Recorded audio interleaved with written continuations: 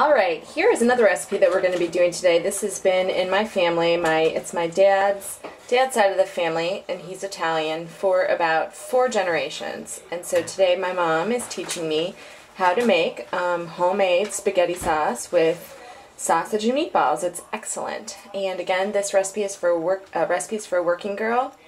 URL is recipesforworkinggirl.com.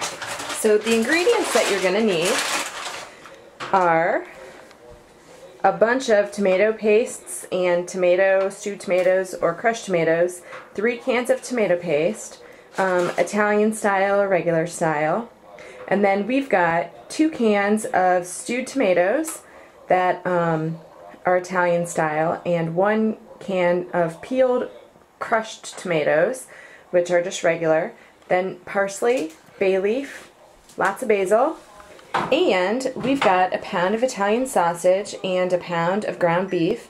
Each of these are for the meatballs and the sausages. With the meatballs, we're also going to use some breadcrumbs that you probably have around your house, garlic, salt and pepper, and egg.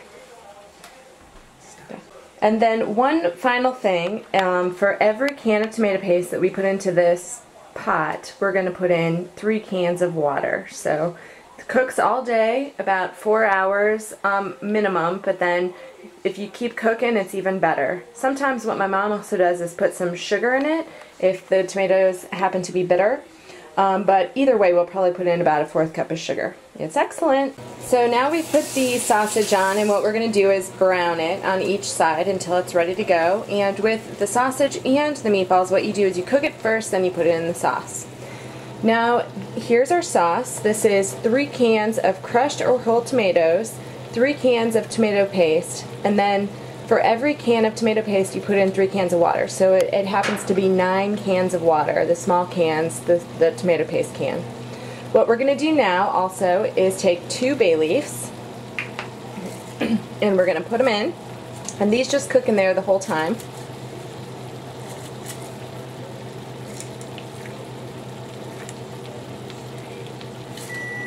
And right now, actually, we're making 2 pots, one for my friend, she just had a baby, and then one for us. Then we're also going to take basil, and you are going to cover the top of the pot with the basil. And like I said, this is going to cook for about, 4 hours at a minimum, but all day is better. And you started off cooking it around medium to medium high. Later, you'll go down to low.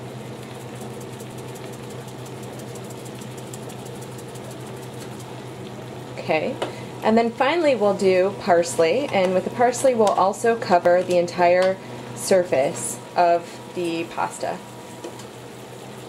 And Mom, how long would you say you cook this on high or medium high before you turn it to low? Until it warms through. You'll see it start to bubble. When it starts to bubble, turn it down to low. So you want to go to simmer. Alright, so we'll show you when we get to that stage, and also the meatballs. So I don't know if you can tell, but the sauce is starting to bubble a little bit. And once it bubbles, you can turn it down to low. Okay, and so some of the sausages are also ready. You can tell some of them are nice and browned. And what we're going to do is put them right into the pasta sauce. This helps with the flavor, and if you have some vegetarian friends, you might do this a little differently, but it really helps with the flavor. Alright, so what we have now is, we're actually making a double recipe, so we have 2 pounds of ground beef in here, 1 onion that's already been chopped, then we're going to take 1 or 2 teaspoons of garlic, 2 eggs,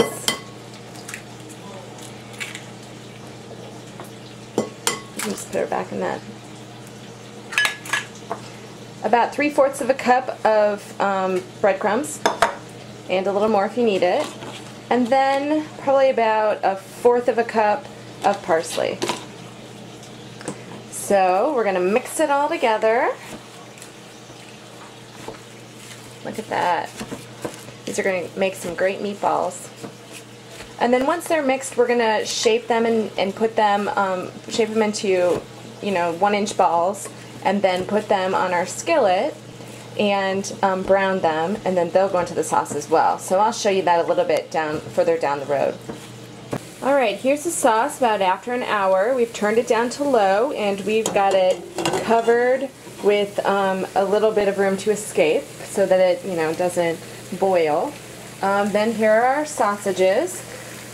We are just continuing to brown them and stick them in the pot as they're ready. And then here are our meatballs. And before we showed you the ground beef with all the other ingredients that then we mixed up, we fashioned meatballs that are about 1 inch by 1 inch, and then we stuck them in the skillet to brown.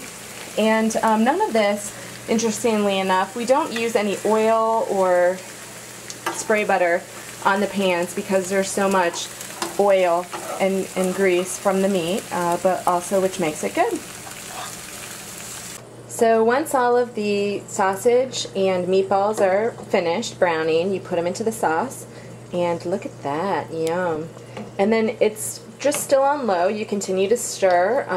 The sauce has been on about, maybe an hour and a half so far, and now we've got all of our sausage and ground beef meatballs added into it. Also, something that my mom did was the pans, the skillets, where we were cooking everything, she made sure that all of the curmudgeons and additional sort of fall-offs from both were scraped into the pan because it just helps the flavor of the sauce. So we're going to let this go a minimum of 2.5 more hours, but we'll probably cook it all day until we're ready to eat tonight.